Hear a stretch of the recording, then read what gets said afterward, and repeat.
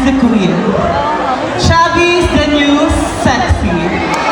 Many has been part of our history, but only few can bend history itself. On this night of the spectacle and public display, we, exceptionals, bend history. And that's our own story. Tonight, we celebrate human diversity and exert our sexuality.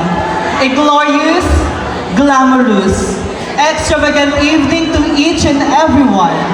My real name is Angelo Christian Advincula. I'm only 22 years old, but truly all the way from the progressive city of Valenzuela.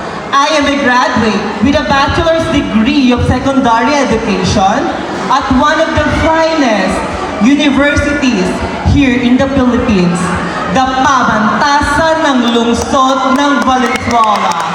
And I am a bona fide member of Samahan ng mga nagpapakadalubhasa sa wikang Filipino. And I'm proud to say that I am a certified, licensed, professional teacher. At sa mga nagtataas po ng kilay, just send me your email and I will send you my scholastic details. But since this is a pageant, distinguished honorable panel of judges, ma'am and sir, please do allow me to carry the image of your one and only. Ang babaeng minsan nyo na pong tinutukan sa Pinoy Big Brother bilang isa sa kanyang mga housemate.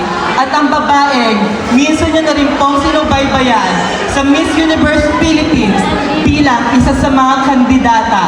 Your Princess of Masbate, Miss Kisses de la Ville.